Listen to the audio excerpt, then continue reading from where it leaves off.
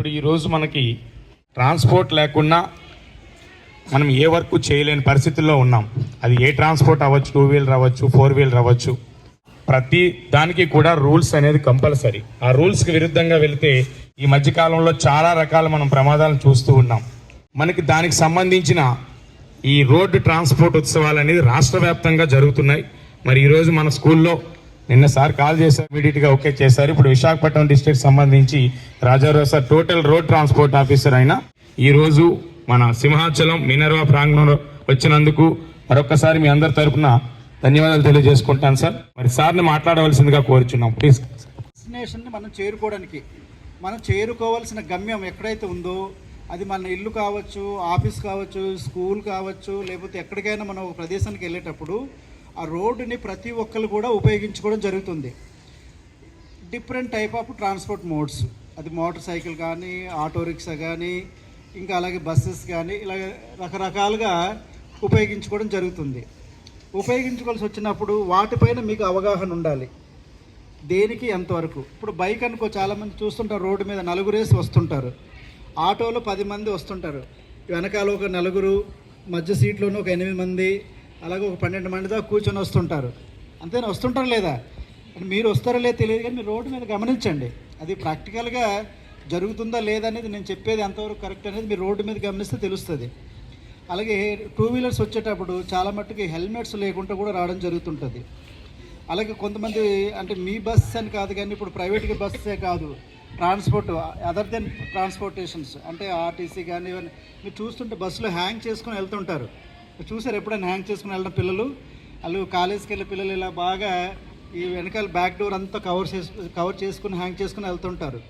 So అవన్నీ కూడా రూల్స్కి ఎగానిస్టే కదా. సో మీకు ఎక్కువగా నేను మాట్లాడదలుచుకోలేదు, సింపుల్ ఫ్యూ పాయింట్స్ మాత్రమే మాట్లాడతాను. చేయవలసినవి ఏంటిది, చేయకూడనివేమి.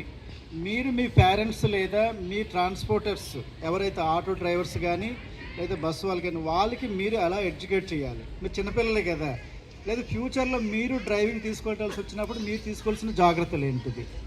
సో చాలామంది కూడా ఎక్కువగా 2 వీలర్స్, ఇప్పుడు మీ ఫాదర్ ఎప్పుడైనా మీకు కానీ డ్రాప్ చేస్తే లేదా మదర్ డ్రాప్ చేయవచ్చు, వచ్చేటప్పుడు సడన్గా ఫోన్ కాల్ వస్తే ఫోన్ ఇలా పెట్టుకొని డ్రాప్ చేస్తారు. బాగుంటుంది కదా అలా డ్రైవ్ చేస్తే? చేయొచ్చా చేయకూడదండి? ఎందుకు చేయకూడదు చెప్పండి? సెల్ ఫోన్ డ్రైవింగ్ ఎందుకు చేయకూడదు అంటే, సెల్ ఫోన్ డ్రైవింగ్ చేయడం వలన బాడీ ఫిజికల్గా ఉంటుంది తప్ప ఎమోషనల్ అండ్ మెంటల్గా అక్కడ ప్రజెంట్ అనేది ఉండదు.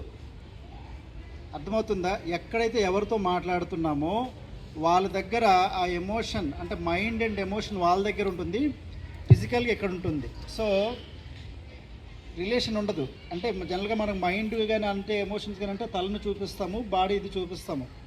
బాడీ ఫిజికల్గా వెహికల్ని ఆపరేట్ చేస్తుంటారు, ఇదేమో ఇంకో చోట ఉంటుంది. అర్థమైందా? ఇది ఇంకో చోట ఉంటుంది ఎవరితో మాట్లాడుతున్నామో. ఎట్ ద టైం ఆ టైంలో గుడ్ ఎమోషన్స్ అయితే బాగుంటుంది. అదర్ దెన్ కానీ కొంచెం ఎమోషన్ నెగిటివ్ సైడ్ వెళ్తే ఏదో ఆర్గ్యుమెంట్స్ కానీ వెళ్ళింది అనుకోనండి, ఇంకా వెహికల్ అనేది కంట్రోల్ తప్పడం జరుగుతుంటుంది. అంతే కదనండి? సో మీరు అలాంటివన్నింటిని కూడా అవాయిడ్ చేయించాలి. అంటే సెల్ ఫోన్ డ్రైవింగ్ అనేది చేస్తే ఎమోషనల్గా మెంటల్గా వెహికల్ని బ్యాలెన్స్ చేయలేరు. ఒక వెహికల్ డ్రైవ్ చేస్తున్నప్పుడు చాలా కేర్ఫుల్గా డ్రైవ్ చేయాలి. అది ఫిజికల్, ఎమోషనల్, మెంటల్ ఈ 3 ఆగాలి. Okay, stop. ఇది కనిపిస్తే రెడీ టు ప్రొసీడ్ ఆర్ లేకపోతే రెడీ టు స్టాప్. ఇది కనిపిస్తే గో. సో ఇవి జనరల్గా మనకు రోడ్డు మీద కనిపించే సైన్స్ అన్నమాట. అలాగే ఈ సైన్స్తో పాటు పొరపాటున ఈ 3 సైన్స్ లేకపోయింది అనుకోనండి, ట్రాఫిక్ కానిస్టేబుల్ కానీ ఎవరు కానీ ఇది లేని పూట మనం ఆగి గమనిస్తూ డ్రైవ్ చేయాలి. ఇవన్నీ కూడా మీ పేరెంట్స్కి మీరు నేర్పించాలి. పొరపాటున వాళ్ళకి తెలుసు కానీ మీరు రిమైండ్ చేయాలి. ఓకేనండి? అలాగే ఎప్పుడు కూడా మూవ్ అయ్యేటప్పుడు ఆల్వేస్ లెఫ్ట్లోనే మూవ్ అవ్వాలి. ఓకేనండి? ఇది రోడ్ సైన్స్. అలాగే ఒక వెహికల్కి మినిమం 50 ఫీట్ డిస్టెన్స్ అనేది ఉండాలి. 50 ఫీట్ డిస్టెన్స్ పాటిస్తే 100% యాక్సిడెంట్స్ అనేది అవ్వవు. 100%. Do you say, I say stop, I say stop, stop. Yellow light, what do you say? I say wait, I say wait, wait. Green light, what do you say?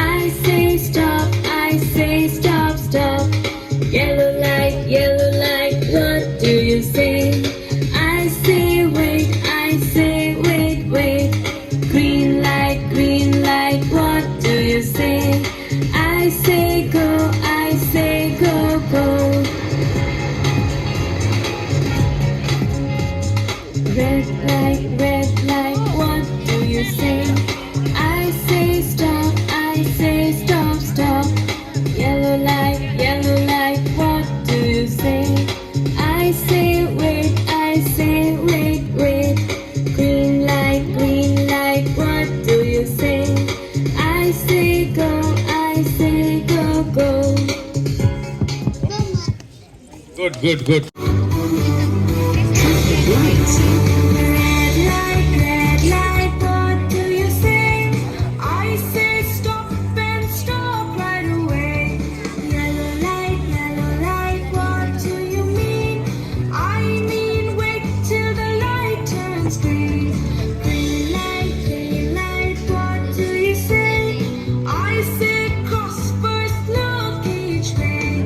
Thank you, red, yellow, green. Now I know traffic lights.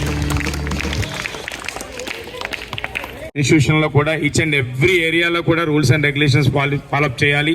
అలాగే పెద్దల్ని గౌరవించాలి. Each and everything రూల్సేనండి. అవన్నీ కూడా మనం నేర్చుకోవాలి. Sir ఆ ర్యాంకింగ్లో ఉన్నారంటే అంత ఈజీ కాదు. టిప్స్ ఏవో చెప్తానంటున్నారు కదా, ఈజీ కాదు. ఆయన ఆల్రెడీ ఎంతో మందిని ప్రయోగం చేస్తూ అది ఆల్రెడీ లాస్ట్ టైం వచ్చినప్పుడు కూడా చెప్పడం జరిగింది నాకు. సో ఆఫ్టర్ పొంగల్ వెకేషన్స్ తర్వాత వన్ డే అది ప్రోగ్రామ్ పెడతాను. ఆల్రెడీ ఇది సార్ అప్రిషియేషన్ మేడం.